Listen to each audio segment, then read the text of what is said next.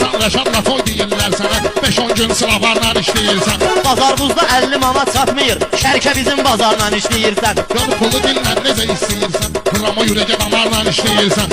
Abudan vururam pirlivat eləyirsən, Gaz petrolla sokarla işləyirsən. Nədənsə qabılıma düşmək olmayır, Çopoğlu sekretarla işləyirsən. Rəşad 2 sekretarım var mənim, sən də həmən nigarla işləyirsən. Rəşad gedir sənətdə öz yoluyla, sənsə gedib vüqarla işləyirsən. Ağıllı ol, oturduğun budaqda hal-hazırda mişarla işləyirsən. Yap plaqon, yap plamoy deyirsən, toyda repertuarla işləyirsən. Pramoy deyirəm, yayıram hər yerə, sən də bu papliyarla işləyirsən. Rəşadda gülsən, alasan 1000 manat, bir qarınlıq naharla işləyirsən. Sən tək meyxanadan qazanmıyırsan, qarmonda gülbaharla işləyirsən. Gülbahar nədir, ölsə də nizami, boyduğu yadigarla işləyirsən. Ustadımın adını sən batırmısan, ona görə dərqubarla işləyirsən. O mənim ustadımdır, mən də fərvizim, Rəşadı verən axarla işləyirsən.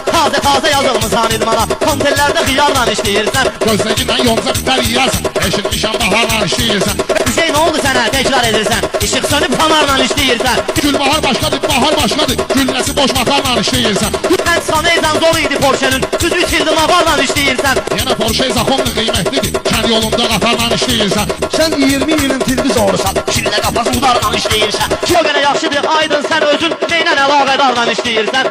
Rəşadın əlindən gəldisən zinhara, Uşan ağılbaz anarla işləyirsən.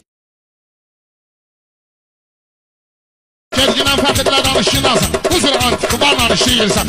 Qubar sənin rəhmətli babamdır. Hələ bir ki daş divarla işləyirsən. Baxmırsan ki parçalı yallar səni. Gör nə tür canavarla işləyirsən. Babasına değməklə özündən danış, başdaşı ilə məzarla işləyirsən. Git köpək oğlu, sən babam barədə, hamısı ixtiyarla işləyirsən. Rəşad sən aydınla dinən meyxana. Sənə eyirdi bunlarla işləyirsən.